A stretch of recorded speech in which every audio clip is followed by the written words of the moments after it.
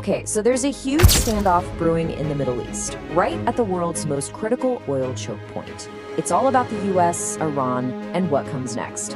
Today, we're going to break down Donald Trump's pretty surprising new strategy and what it could mean for, well, pretty much everyone.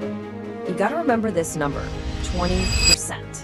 That's how much of the entire world's oil passes through one single, very narrow waterway, the Strait of Hormuz.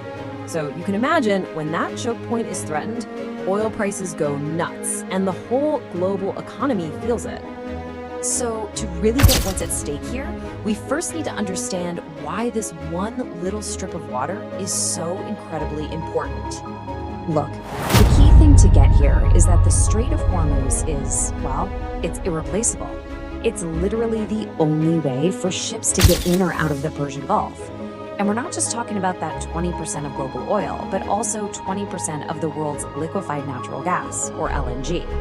Think about it. Reports showed 13 million barrels of oil moving through there every single day. For all those Gulf states, there's no other way out by sea. It's Hormuz or it's Thanks nothing. for watching. PLZ Like, subscribe, and comment. Someone's going to want to control it. And that's exactly what Iran is trying to do right now. Basically setting themselves up as the gatekeeper of the whole strait. They're calling it the Hormuz Toll Plan. And let me tell you, this isn't just some idea being floated around.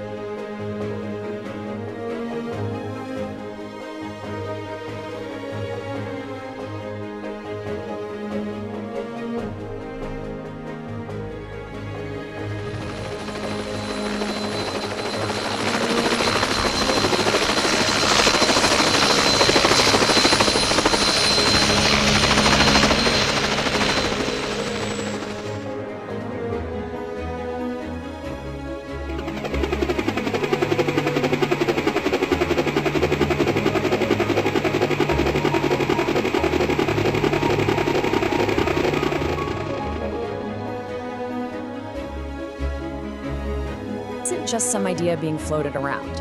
According to reports from a news agency tied to the IRGC, an Iranian parliamentary committee has actually approved a plan to turn the strait into a toll road, charging ships just to pass through. So yeah, this is a thing that's moving forward. And you better believe the rules for this new toll booth are all about politics. Iran has basically said the strait is only open for its friends, not its enemies.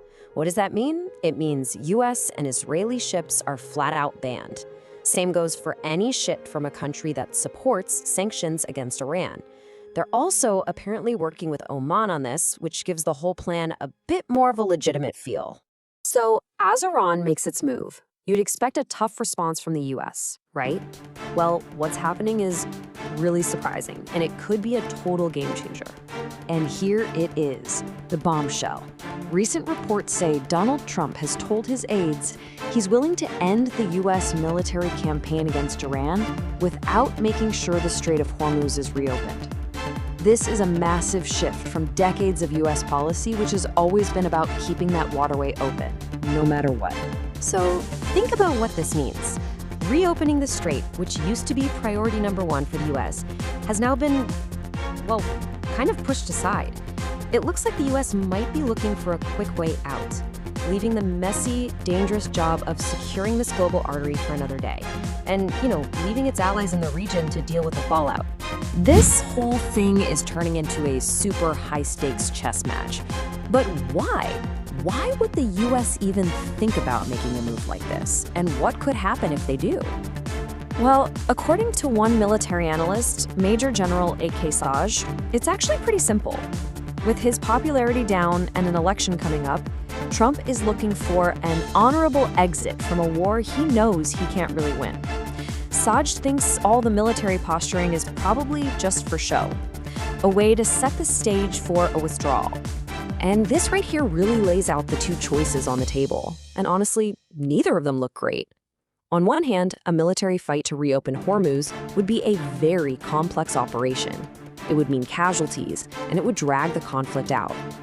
On the other hand, just pulling back, that pretty much hands control over to Iran, strengthens their position, and leaves key US allies like Saudi Arabia and the UAE feeling completely exposed.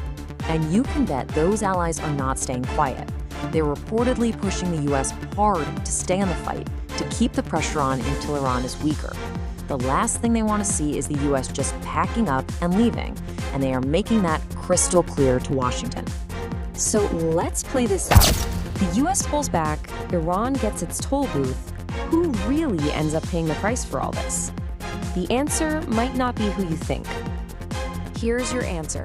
A massive 70 to 80%. That's the amount of oil and LNG shipping out of the Persian Gulf that's heading to one place, Asia. That's right, Asia. So this isn't just a Middle East problem anymore.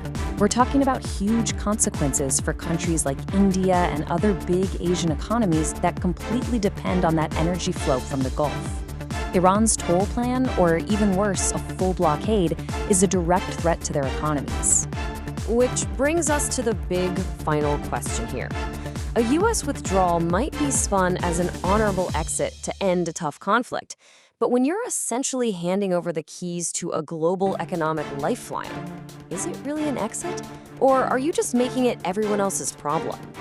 The answer to that is going to affect all of us.